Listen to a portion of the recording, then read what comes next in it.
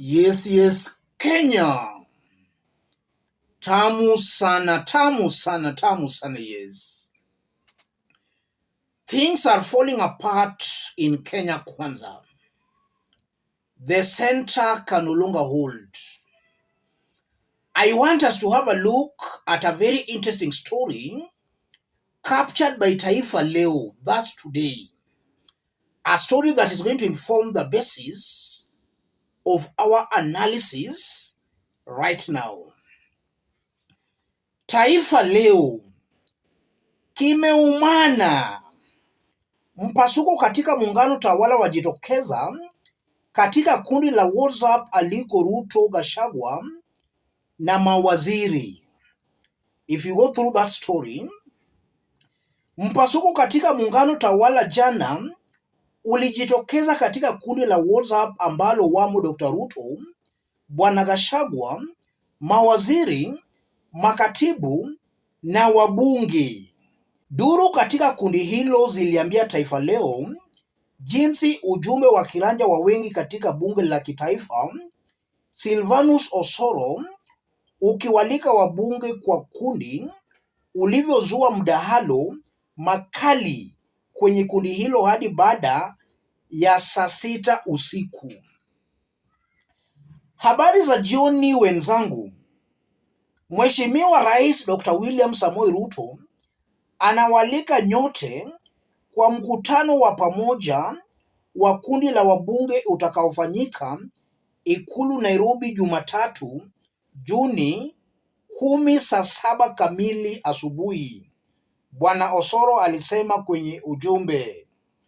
Ujumbe huo unasemekana kuzua mjadala huku baadhi ya wabunge wakiripotiwa kusema wataupigia kura mswada wa fedha kwa kufuata maagizo ya rais. Wengine hata hivyo walisema wabunge wanahitaji kusoma mswada na kuelewa athari zake kabla ya kufanya uamuzi. Katika mjadala wa wajumbe hao kulikuwa na hisia kwa ujumla kuwa mswada huo haupendwi na wananchi. Migogoro katika UDA pia ilibuka katika kundi hilo, kwani baadhi ya wanachama hasa kutoka Mlima Kenya walibua wasiwasi kuhusu baadhi ya viongozi ambao wamekuwa wakizunguka katika eneo hilo wakiwaita wengine wasaliti.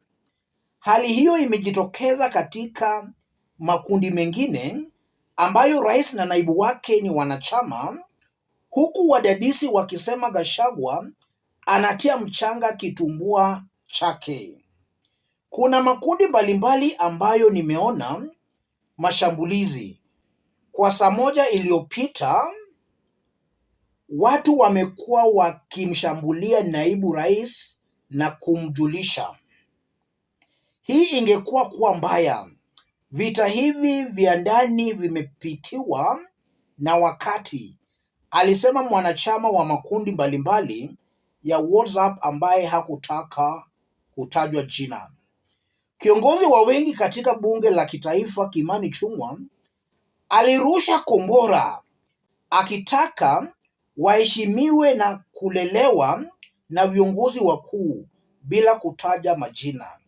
Alipokuwa akitoa michango yake bunge Alhamisi, Bwana Ichung'wah alimshambulia naibu rais katika nukuu maarufu, hauwezi kujenga ufalme na mtu ambaye anataka kufurahisha kijiji. Hatutajenga taifa letu ikiwa bado tunataka kufurahisha vijiji vyetu.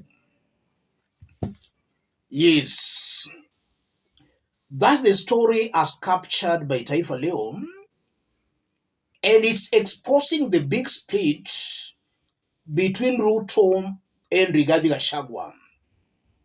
Ruto, Rigathi Gachagua MPs and top government officials are in that WhatsApp group, and we are seeing the kind of discussions that were being discussed in that group. A clear confirmation that the split between Ruto and Rigathi is real. I want us to dig deep into this for Kenyans to see in clear terms what's happening here. If you are watching us but you have not yet subscribed, subscribe in order not to miss our next analysis. Let's proceed. From that kind of a revelation, it's clear that Ruto and his deputy, their differences are only but increasing. And the truth be said, any person still hoping and wishing for Ruto and Rigathi to iron out their differences, that's a person who will wait for so many years, most probably till Jesus comes back. Ruto is a hot-tempered individual, same to Rigathi Gachagua. These two individuals cannot work together. They all have hot tempers. And what is even making it worse, Ruto knows that in 2022, Rigathi Gachagua never delivered any votes to him. Ruto understands very well he was already popular on the mountain. So he knows is the person who helped Rigathi to be politically relevant. I think that's also making it even worse. And I'm saying that because the mere fact that Ruto was popular in 2022 and Rigathi was not popular in 2022 does not mean the status quo is still the same. The moment Ruto appointed Rigathi Gachagua as his deputy president, that confirms that he elevated Rigathi as the Mount Kenya's political kingpin. Politics in Kenya is local, and we still play our politics around ethnic leaders. I won't be wrong to saying Ruto himself crowned Rigathi as the mountain's political kingpin as far as Kenya Kwanza supporters are concerned by nominating him as the deputy president, the senior most political leader on the mountain. Ruto did crown Rigathi as far as Kenya Kwanza supporters are concerned. And I'm stressing on that because the mountain is currently divided into two: Uhuru Kenyatta's wing and the Kenya Kwanza's wing. According to Kenya Kwanza's wings, Ruto installed Rigathi as the mountain's political kingpin. And again, if you study the mountain politics, they don't always vote based on issues, but based on sympathy and hatred and divisions. That's the exact script Rigathi is playing against Ruto. And that's what Ruto also played against Uhuru and against Raila Odinga. So the same dish Ruto served Uhuru and Raila on the mountain and even in the Kalenjin Rift Valley is the same dish Rigathi is now serving him on the mountain. Politics of hatred and division. And again, if you look at Kenya Kwanza's leaders, none fit holding a public office. Ruto is not in any way better than Rigathi. Rigathi is not in any way better than Ruto. All these are individuals who have proved they are corrupt, arrogant, and ethnic chauvinists. None of them is fit holding a public office.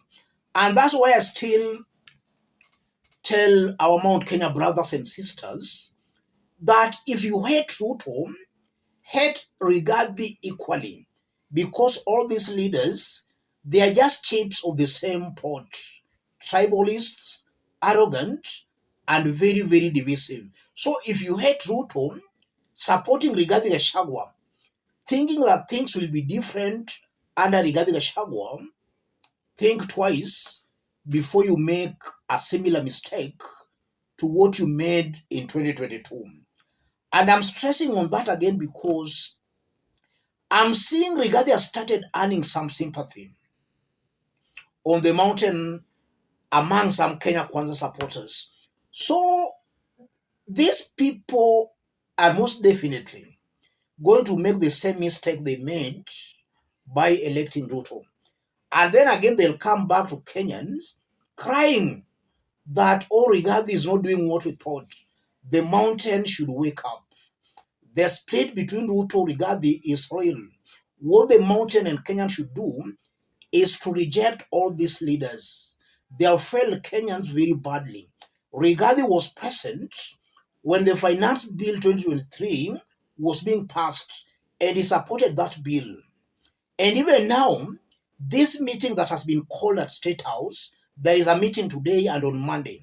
Most definitely, William Ruto will use those two meetings to convince Rigathi and his team to support the Finance Bill 2024. After they will have passed it, it will be business as usual, fights as usual. Kenyans should reject these two leaders. Let me stop it there. If you are watching us but you have not yet subscribed, subscribe, give the video a like. Any other person watching us outside Kenya, let us know from which part of the globe you are watching us from. If possible, subscribe, give the video a like. Thank you. God bless you. God bless Kenya.